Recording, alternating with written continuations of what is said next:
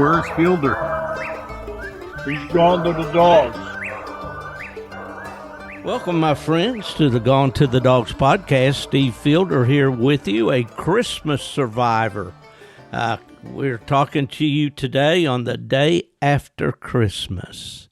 Man, this year went fast for me. I'm sure those of you out there that are still working, doing an honest day's work, would agree with me. The year has gone very fast.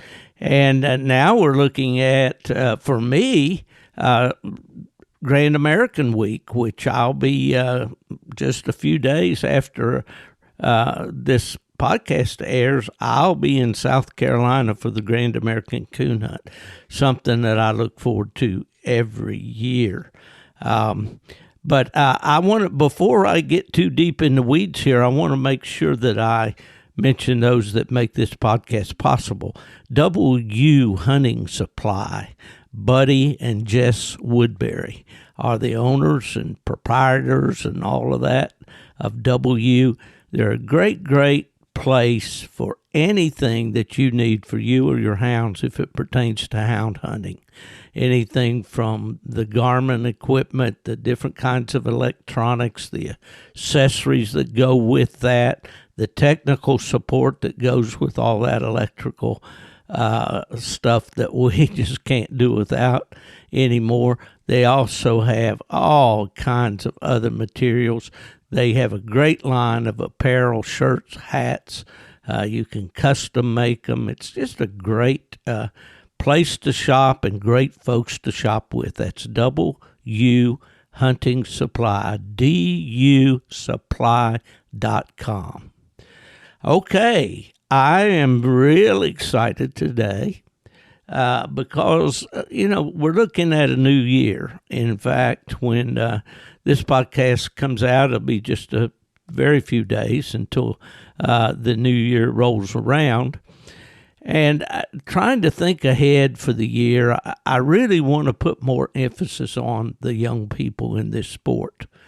The old guys like me and Nubbin, and by the way, Nubbin Moore's on the line with me today. How you doing, Nubbin? Doing just fine, Steve. All right. My buddy Nubbin, he and I have been riding for a long time together. And but we're getting a little, as they say, long in the tooth. And we've loved this sport, enjoyed it for so many years, and just want to make sure that we live it, better than what we found it, when we started out. And we have a special guest today that's going to help us kind of focus on what we think is very, very important in the sport of coon hunting today, and that's getting young people introduced to the sport, getting them involved. It's not as easy as it used to be. Most of the kids grew up on a farm, and dad was a hunter, or grandpa was a hunter, or uncle was a hunter, and they picked up the sport that way. But now, with fewer hunters than ever, especially hound people, it's not as easy, for a young person that might want to get involved in coon hunting to have an opportunity to do that. Well, this young man we're going to talk to today has that opportunity, and we're just excited to talk to him. We have Brantley Whittle. He's 10 years old. Brantley, how you doing today, friend? Good. Doing good. I tell you, that's the universal word for kids nowadays. They're good. And that's a pretty good word, isn't it? Brantley, it's good to have you on the podcast today, and I don't want you to be nervous. I just want you to relax. You're with friends, and although I have not met you personally, Nubbin's told me about you and a little bit, but I want to learn a whole lot more. I'm going to start off here with Nubbin. Nubbin, how did you and Brantley get to be friends? Well, his mother works across the road on the farm. You know where I live, that big farm across the road. Yes. Her dad is over there, and that's how I met them through her daddy, Claude Slaughter. And she's here. Becky and I are sitting in the living room, and we're sitting here at the table talking to you. But that's how I met him. She was talking to me about Brantley, so and I talked to him and helped him get a dog. So Well, you've spoiled it all, Nubbin. I was going to tell people that I flew you down in the private jet down to Tampa here, and we spent the big. $1,000. You paid me $1,000 to take him. Well, I wish I could get you for that little bit. I'll be. Nubbin's got a saying at the hunting camp, folks, that cracks me up. He says, I'd just like to thank you for the little bit you do. And no, that's true. I'm glad that we have you there in the atmosphere that you're comfortable and all. But anyway, so you met. What do you remember about the first time you met Mr. Nubbin, Brantley? Anything? We were at the farm fishing. Oh, okay. Well, Nubbin, does he ever catch anything? He tells me that he catches a lot of fish over there. Have you seen that yourself? Yes, sir. How much do you have to give him to say that, Nub? Well, I've already given him $10, so the day's not over. No. Well, I'm going to have to push my button here just a minute. I've got this magic button that allows me to mute this thing just for a minute while I cough, and I'm going to do that, and then I'll be right back. Okay, that didn't take long. All right, well, okay. We want to talk to Brantley about his experience. He's decided, I better let you tell it, Brantley. When did you decide that you wanted to go coon hunting? I read the book Where the Redbone Grows, and I thought that it was a good book, and then I started one go coon hunting. So you read that? Did you your class read it at school, or did you just get it and read it at home? I got it and read it at home. Okay. Well, somebody had you talked to some of your friends at school about it? How did you hear about that book? One day during camp, we were talking about some books, and then they told me about the movie Where the Redbone Grows, and they said that I should read the book. Yeah. Have you seen the movie? Yes, sir. Okay. Well, that one book right there has probably impacted the sport of coon hunting more than any one thing. For years, when I was working, I would have school teachers call into the registry and say, our class is reading Where the Redbone Grows, and we'd love for someone to bring some coon hounds to our school and let the students see, actually see a coon hound. And so we did that several times, or helped, to find somebody in an area so they could do that. Have they ever done that at your school? No, sir. No. Do you think any of the other kids in your class have read the book? No, sir. No. Did you get an opportunity to talk to some of your buddies about the book, or have you done that? I have. Yeah. What was their reaction? Did they say that sounds like something cool, or did they say that sounds like something crazy? They said that it sounded fun. Fun, yeah. All right. Well, that brings us up to the fact that I guess immediately after reading the book, did you start wanting a coon hound at that point? Yes, sir. I see. All right. Well, I have to ask you, which of the dogs, Old Ann or Little Ann, was your favorite in the book?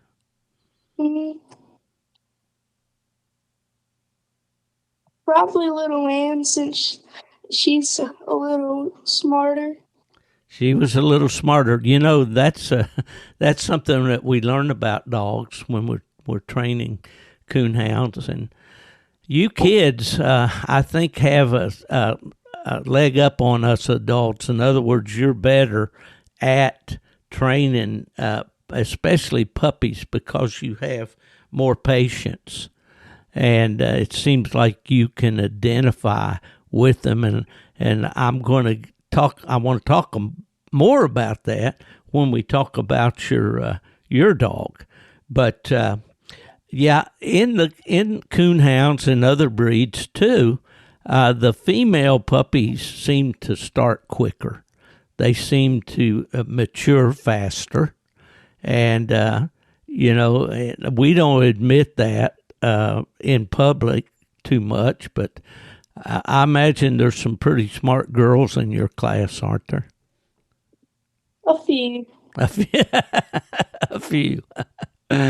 Oh, well, anyway, that's just the way of the world, but usually the female pups do start earlier, and then, of course, the males, they catch up and go right ahead, and there's probably not a whole lot of difference after that, but okay, so did you, after reading the book, did you think, well, wow, I want to get one of those dogs? You hadn't been coon hunting at that point, had you?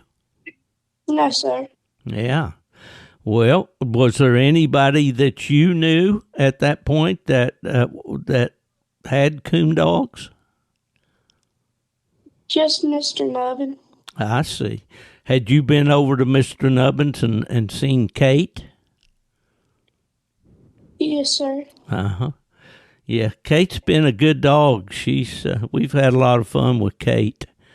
But all right. Well, Nubbin, you can jump in here anytime you want to, but I just I guess tell me the process here. You helped Brantley find a dog, didn't you? Yes, his mother was telling me that Brantley wanted a red dog. So I said, well, I'm not a black dog or a walker. And she said, no, he wants a red dog. So I get on the phone and I call different red dog people that we know, and started out with Roger Gibson, and he gave me a number of a guy in Mississippi, so I called him. But she had a request that she wanted a puppy that was going to be born and to pick it up in the fall because he wanted it for his birthday or for Christmas or whatever. And so I got on the phone and I found a litter of puppies in St. Louis, Missouri. A guy named Bill Feltman had them. So I talked to Bill and I gave his mom the number, and she called him. And she said, driving's no problem. Brantley wants a pup. We're going to go get one. So I thought at first they wouldn't go that far, but they took off to St. Louis and brought a red female home. Okay. And what did you name it, Brantley? You named it Tipper? Is that what you call her? Yes, sir. Tipper is the dog's name. I got you. Well, Brantley, tell me a little bit about that trip. I mean, I guess you were pretty excited to know that you were going to go and get your puppy. Yes, sir. Do you remember Billy and where the red fern grows while he was waiting to get those puppies that he ordered? And he had to go to the railroad to get them, didn't he? Yes, sir. You remember how he got them back home? Mm-hmm. Tell me about it. What you remember? Whenever he got to the train station, he got the dogs and put them in a gunny sack. Yeah. And then he had a long way to go to travel back home, didn't he? Yes, sir. Well, so you're kind of like Billy. You went a long way. You went on the trip to get the puppy, didn't you? Yes, sir. Yeah. Well, what was that like? You got in the car and drove to Missouri. How long did it take you to get there? About 8 hours. Oh man, well that's a good long trip. Were you pretty impatient? Did it go slow when you were trying to think about seeing your new pup? Did that seem like a long time to you traveling out there? Kind of. Yeah, kind of. Okay. All right. Well, okay. So tell me about when you got there. Tell me about when you first met Tipper. When we first met Tipper, she was playing with all the puppies, and then she came over here and started jumping on me. Oh, she picked you out then, didn't she? Yes, sir. Well, did you get a choice of which puppies, or did they have her already picked out for you? They had her picked out. But she came right to you and seemed like is a good idea right from the start. Yes, sir. Yeah, what do you remember about her there when you first saw her and her brothers and sisters? They were all really hyper. They were. They wanted to get out of that pen and go romping in the woods, I bet, didn't they? Yes, sir. So you put her in the car. Now, who was with you when you went on the trip out there? Me, my mom, and my dad. All right. So was Tipper good on the trip back, or was she a pain? For the first 30 minutes, she wouldn't stop barking, but then she just started playing. She decided she quit protesting and just go along with the plan then, huh? Yes, sir. Now, how old was she when you got her? Do you know? She turned 7 weeks old 2 days before we got her. Oh, so she was pretty young then. Yeah. That's just about the bottom of the scale of how young you would get a puppy, you know. Most breeders want them to be 8, 10 weeks old, sometimes a little more. Well, anyway, so you made that long drive back to Alabama. Had you already made a place for her at home when you got home with her, or did you have to get a kennel for her? What? How does Tipper live there at your home? We built her a really big kennel. So she has lots of room to run around. Yes, sir. And she has a dog house that's inside that, or is it a building? She has a dog house. All right.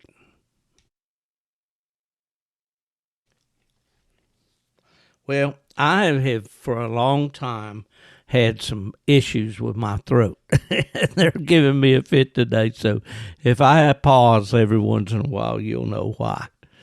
Okay, so did you bring her to show or have Mr. Nubbin to come by and look at her, or what? When did you first see her, Nub? Well, they called me. I came out to see the puppy, and I brought Kate out, my dog, and we went hunting that night. And of course, the puppy was there, but it's a little bitty thing. So, and we struck a cone, trailed it a little ways, and treed, and got over there and found the cone. And her daddy shot it. His daddy shot it out. He got to see us tree a cone, and then he kept the tail after his dad skinned it for him, and he's been playing with that tail with Tipper on a stick and a string, dragging it around, making her bark at it. And she got to where she's doing pretty good at that. Well, that's Didn't great. You take her one time and turn the cone loose? Didn't you turn the cone loose on her one time? Twice. Twice, okay. And she ran it. Didn't she tree one in the back of a creek or something the first time? Yes, sir. I thought that's what she told me, yeah. She Well, tried to get the cone out of the bank. Yes, sir. Well, it sounds like she was a natural. She just took to the hunting right away.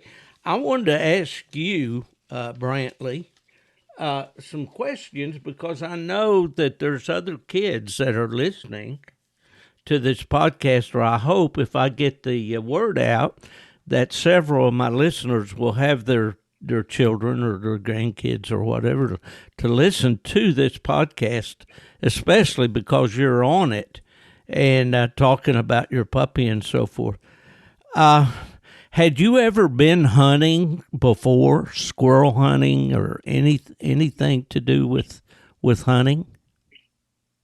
I had gone deer hunting. Okay. You went deer hunting with your dad? You killed a deer this year, didn't you? Yes, sir. Well, congratulations. That's great. Is that your first deer? No, sir. Wow. So you, how old were you when you killed your first deer? 9 years old. Oh, okay. So last year. Huh? Yeah. So you've gotten 2 years, 2 years in a row. You've got your deer. That's pretty good, buddy. Well, what I wanted to ask you, Brantley, is, you know, coon hunting, for the most part, we do it year round. It gets pretty hot in the summertime and uncomfortable, and it can get too cold at times, even in the winter. But we pretty much can take the dogs out year round, but we don't always harvest the coon. The first time that you went, of course, you killed deer, so I imagine this question wouldn't have the effect on you that it might have on other kids. Sometimes kids, when they go hunting, they enjoy hearing the dog, and they enjoy seeing the dog run through the woods and bark at the track when they find it, and bark at the tree and all that. They're not too comfortable with, shooting the raccoon. Did that affect you at all? Did you have any feelings about that? Not really. No? Okay, well, that's good. Well, we have a harvest time, and the people that are supposed to be smarter than us set these laws in place and tell us that we can only, now, Nubbin, you correct me, does Alabama have a year-round season now? They do. Started about 2 or 3 years ago. We used to have a hunting season that started in the fall, maybe to February, and it was over. Right. And then I think the deer hunters mostly and turkey hunters petitioned to get it year round because they wanted to wipe them coons out, And well, they eating all the eggs and all their deer corn. Yeah, or at least they think they are, right? They think they are, yeah. Well, those biologists and all are trained in school to study the habits of the animals that they're, responsible for. And then that's how the laws end up getting passed based on their studies and so forth. And sometimes they get it right and sometimes they don't.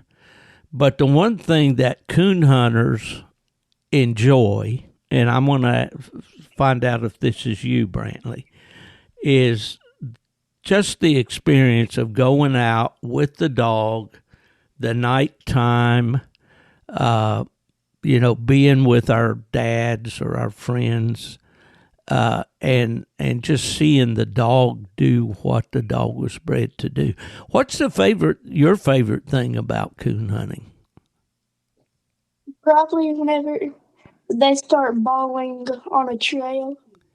You like that, huh? Yes, sir. Now, does she bark when she smells a trail? Yes, sir. Oh, that's great. It sounds like you got a really nice pup there. How old is she now?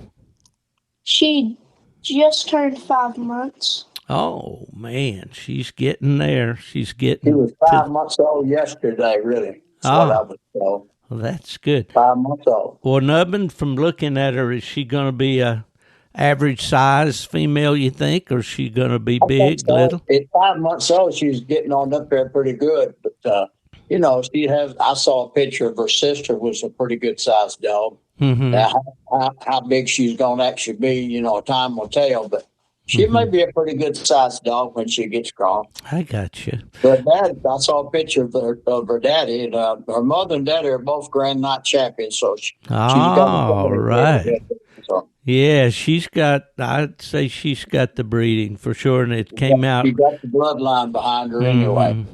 Well, that's so important to have a dog that's just is bred for this. In other words, Brantley, when we say that, we mean that its parents and its grandparents and the dog's all the way back in its family tree, as we say, were good hunters. And that's so important, when you select a pup. And that's why I don't know if you knew it or not, but you picked one of the best to find a pup for you, because Nubbin has been doing this for a long, long time. And he's well known across the country. And people are not, when he calls and talks about a dog, they're going to give him the straight of it and all. And apparently this worked out really well. And I'm excited about that. The future of this puppy. And the thing about it is, pups need to be pups. It's just like you, Brantley. You're 10 years old. Are you about in fourth or fifth grade? What grade are you in? I'm in fourth grade. Fourth, okay. All right. Well, you wouldn't want to have to take senior or 12th grade math and English and all that at school, would you? No, sir.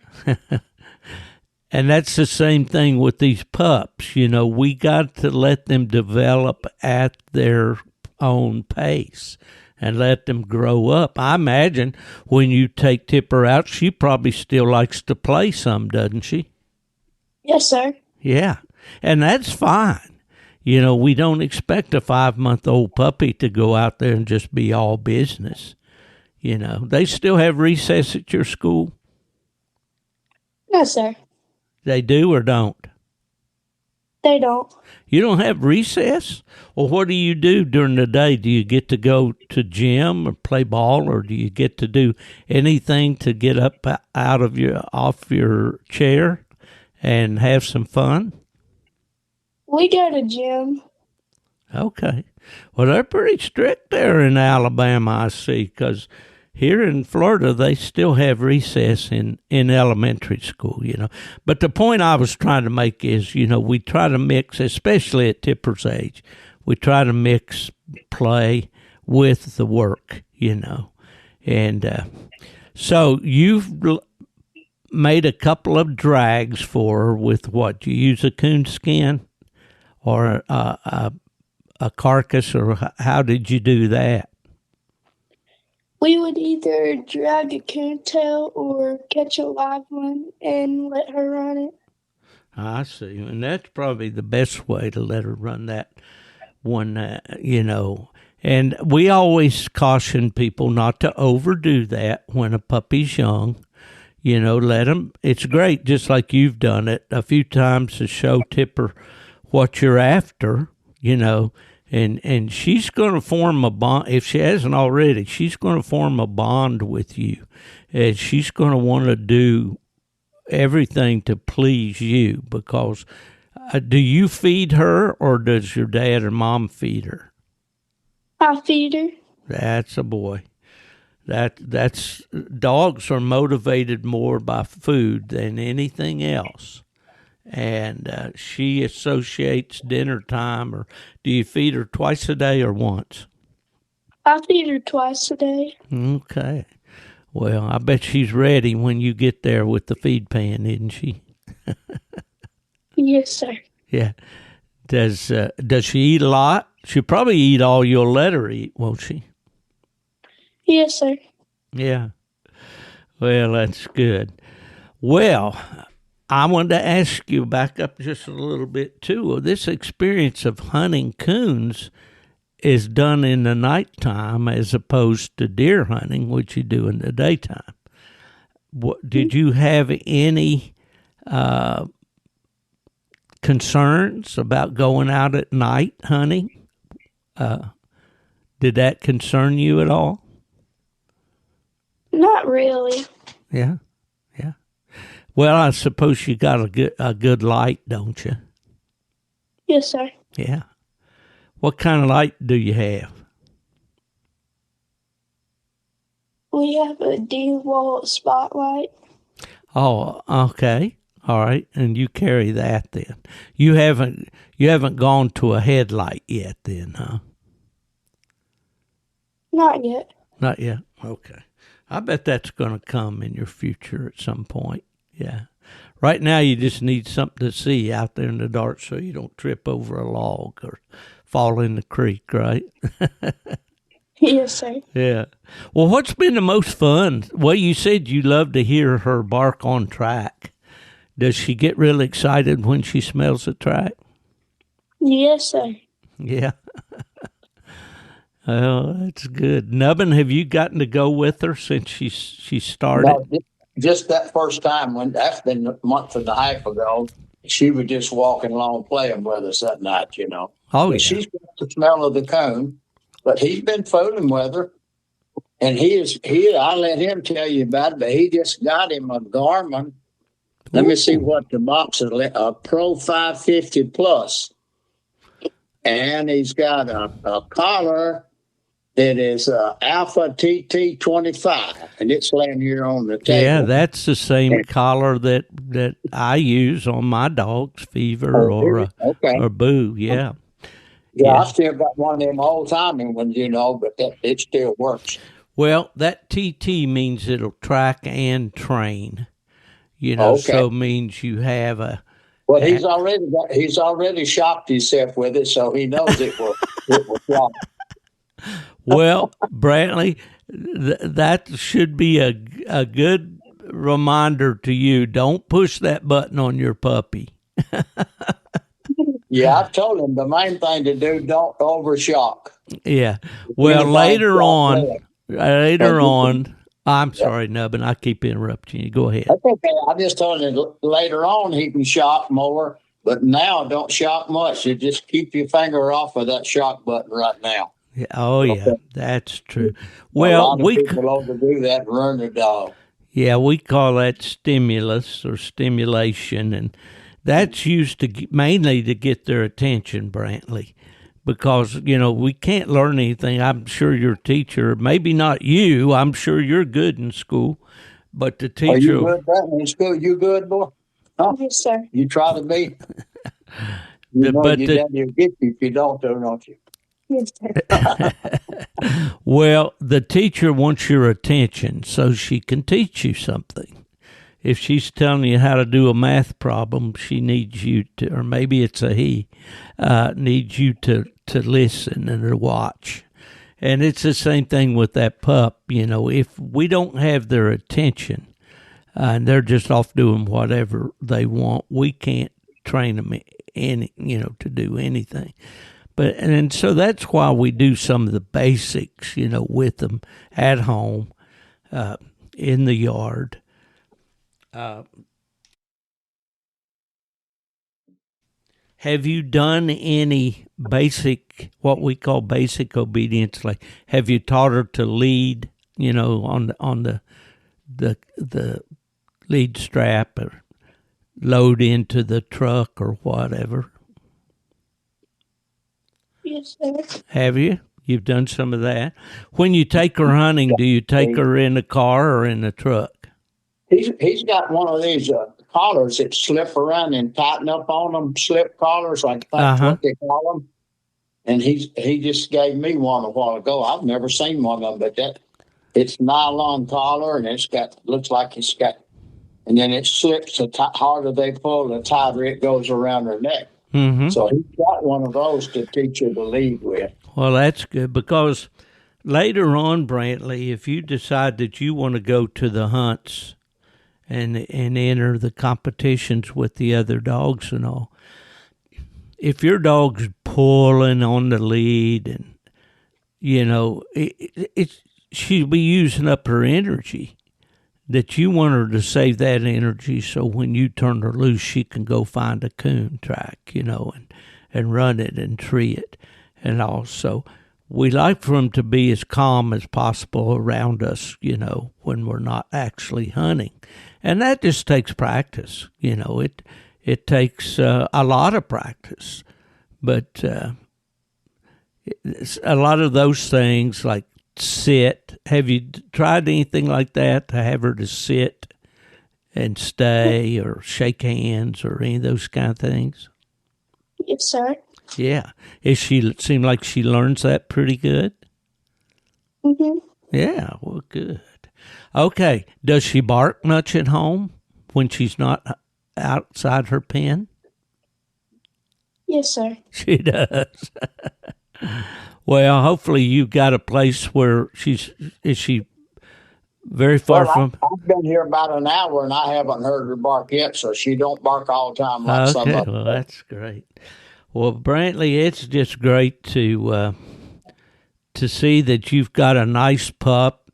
So many times people and kids, and I hope you don't mind me using that term,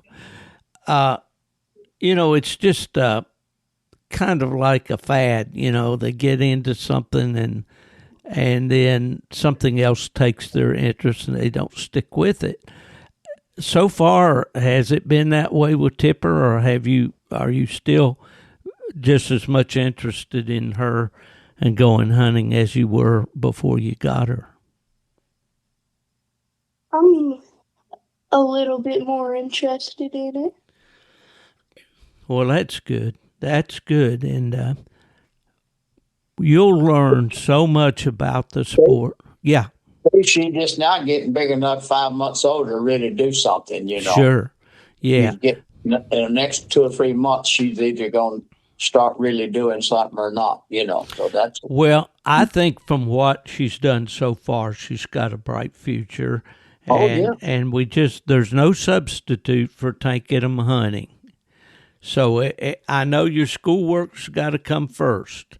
I know your mama's not going to let you be out there late when you got school next day, or your dad either. But that's one thing that's good about the wintertime. Like now, it gets dark earlier, so you can go out earlier.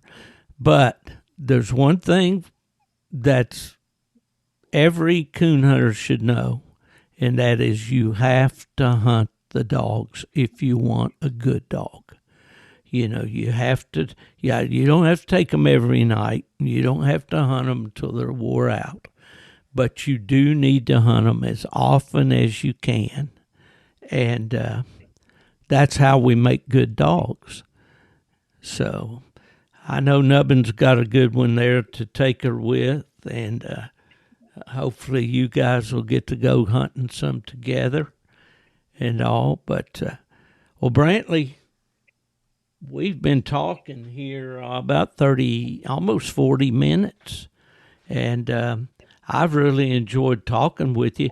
Do you have a story about your this whole thing, either from when you first got Tipper or when you went to the woods with her, or anything, a story you could share with us? I can't think of one. Okay. But has it been fun? Yes, sir. Do you get excited when you think about the fact that you and Tipper are going to get to go hunting? Yes, sir. Yeah, that's good. As long as you can keep that excitement. And I'm not going to tell you how old Mr. Nubbin is, and I'm just almost the same age as him. But that excitement never gets old. Even as you get older and become, a parent yourself, and maybe even a grandparent, that if you really love coon hunting, you will never, ever get tired of it. You'll get tired, for sure, physically tired, because have you had to take any long walks yet when you went out hunting? Not really. Not really? Okay. We done mostly driving that night. Oh, okay. You guys. We just drove around the fields. We did walk a little bit, but not far. I see. You like to drive a side by side, do you, Brantley? But yeah, he'd rather ride. He'd rather ride that is to drive anyway, or to walk. Yeah. Sure. Well, do you have any plans for Tipper? What do you think about when you think about the months to come? You're gonna be out of school, and when do you get out? In June, in Alabama, or May? January. You get out of school in January? He was just out for Christmas break then. Yeah, But school usually gets out in May, early June, something like that. In the summer. Yeah, well, in the summertime, like I say, it will be hot, but you get out there and go for a little while, One thing. And Tipper can go swimming in the creek. That's right. Teach her how to swim. Keep her around water is always a good thing, when you're hunting, especially hot weather. And always take water for her. Dogs, they like a lot of water, especially in the summertime. So, but there's a lot of things that you'll learn about the sport of coon hunting, Brantley, as you get older. But right now, the main thing for you to do is just take really good care of Tipper and just spend as much time with her as you can and be patient with her. And just be her buddy and let her have fun. And I know that you're going to have a great time with her. And I want to get you back on the podcast later on after Nubbin tells me that, how she's progressing, and we'll talk again. How's that sound? Good. Well, I think we've covered about everything. Do you have anything more that you'd like to say? No, sir. Well, has this been fun or has it been boring? It's been fun. Well, good. Well, I hope you enjoyed the rest of your Christmas vacation. When do you have to go back to school? January the 6th. Oh, okay. Well, you got a few days then. That's good. So, well, I'm hoping that maybe you get to go another time, at least while you're off school, and keep Mr. Nubbin informed about how Tipper's doing. And we'll get you back on the podcast and we'll get an update. How's that? Good. Well, Nubbin, I appreciate the fact that you bringing Brantley on the show today with you, and I've certainly enjoyed meeting him. And what's going on with you? Oh, same old. Just had Santa Claus. Of course, he didn't bring me nothing. I must have been bad. But other than that, I know. I put on 5 or 6. No, I put on 7 pounds here during these holidays. Did you really? I did. I don't like that, but I did. Well, the only difference is you and me is I don't go anywhere near a scale at this time of year. You're afraid of the scale? Yeah. Oh, well, yeah. Becky's got one laying out in the floor for me to use. She wants me to lose some more. Well, you heard about that. When you eat like we've ate yesterday and today, you're not going to lose any weight. Well, you heard about that old boy who said his wife wanted something to go 0 to 200 in about 5 seconds flat. Yeah. So he bought her a bathroom scale. That'll work. But don't tell that to Becky. Becky only weighs 140. Oh, don't you be telling your wife's weight on this podcast. I will be coming to your funeral. Lucy's not 250. That's right. Well, for those of you out there in the world of coon dogs, our good buddy, I don't know, you probably hadn't heard this, Nubbin, but our good buddy Lee Curran's had bypass surgery today. I didn't hear that. No. He had some very seriously blocked arteries. And I think they did maybe 4 bypasses, and they said everything went really well, that's good. And he's resting and all in ICU, of course, at this point. But we appreciate the prayers for Lee. Lee's been a guest on this podcast several times. Oh, yeah. And, yeah. But, well, once again, want to thank Brantley Whittle for coming on the podcast and sharing the story of his Redbone female, Tipper. And we want to hats off to who's the breeder out there in Missouri? Bill, somebody? Bill Feldman. I believe it's Feldman. Isn't that what it was? Bill Feldman, Brantley? Sure. Yes, sir. He said it was. I see. Did you get the papers on your puppy yet? He's got a thing to send in. They hadn't sent him in yet, but he's got the paperwork to send in. Well, keep the registration papers up on her because that'll be important later on. Oh, yeah. Mama said she had to do that. She's not done it yet, but she will. Well, we all do. Just watch the date. She's got time yet. There's no use to hurry, but it needs to be done. No, there's limits there that you can save money if you do it, by a certain age and all that. Right. Yeah. Okay, folks, we're going to wrap this one up from the great state of Alabama. Brantley, do you live in Sterrett? Is that your address? No, sir. Okay. Brantley lives in a place called Harpersville. Oh, yeah, I know where. Somewhere close between there and Bentley. Yeah. Okay, well. Just short of the Coosa River. Yeah, I cross that river when I come to your house, don't I? Yeah, you do. Yeah, for sure. Okay, folks, well, that's the report from, what do you call that? Are you north central Alabama? Is that what they call that? Central Alabama. Is that where we live, Brantley? Central Alabama? I think so. Yeah. Yeah. All right. We live in the heart of Dixie is what they call it. That's right. Sweet home Alabama. That's right, yeah. All right. Well, thank you, fellas, Brantley and Nubbin, for coming on today. This is Steve Fielder saying, as I always do, if you're looking for me, here's a pretty good hint. I'm probably going to be down there in Sweet Home, Alabama, trying to keep up with a Redbone female named Tipper. I'm gone to the dogs. Folks, I wanted to jump back in here just a little bit after that enjoyable interview with Brantley Whittle, 10 years old, new coon hunter.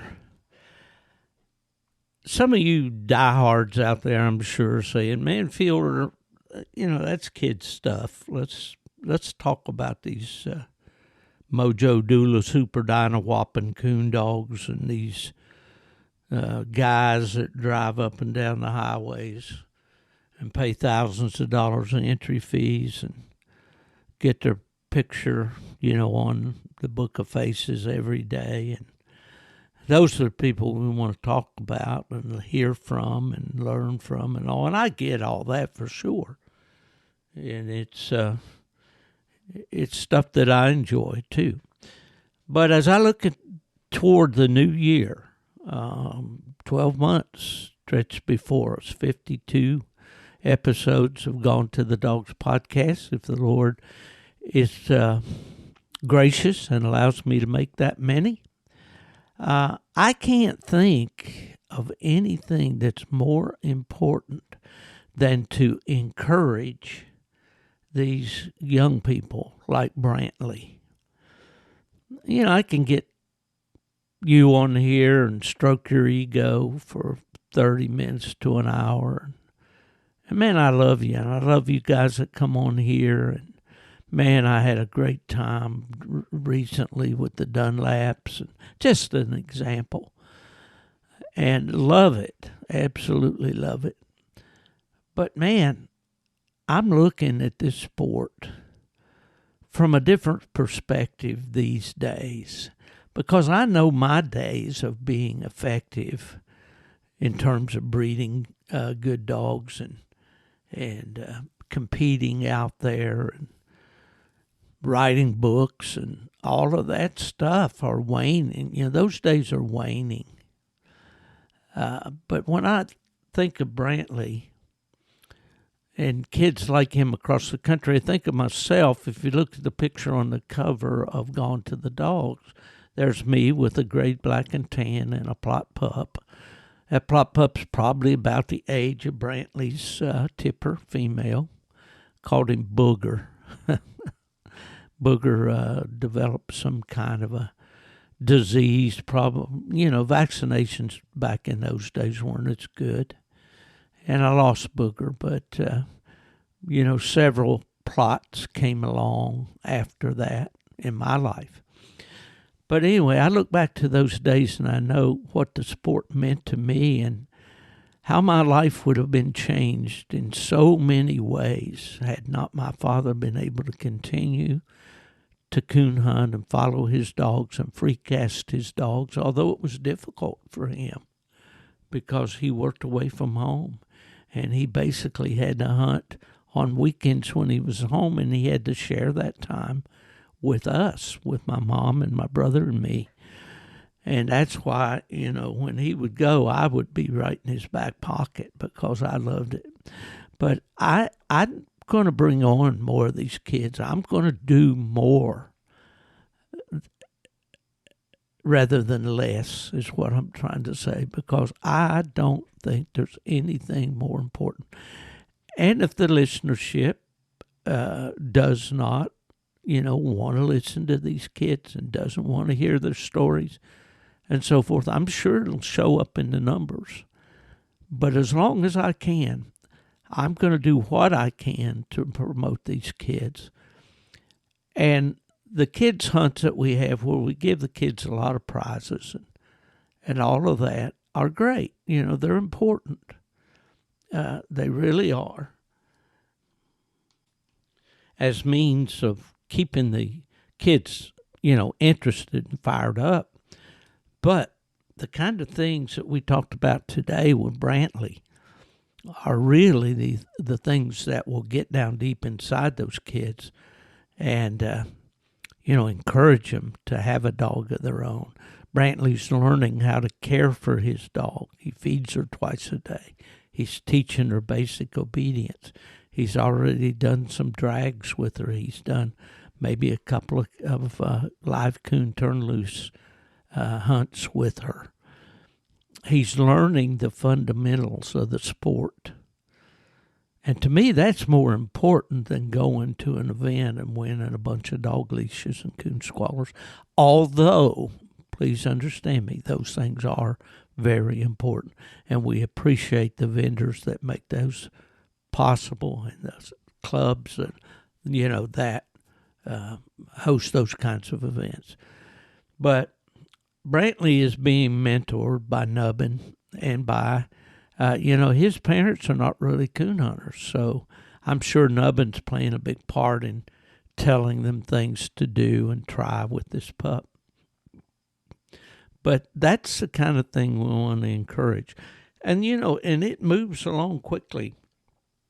I get a lot of correspondence from young people, the 18-year-olds, that are venturing out into coon hunting themselves. And they need to learn these fundamentals. They don't need to go to an event and try to win casts after casting. If they don't win, they don't have a good time. A lot of times young people pick up bad habits that way.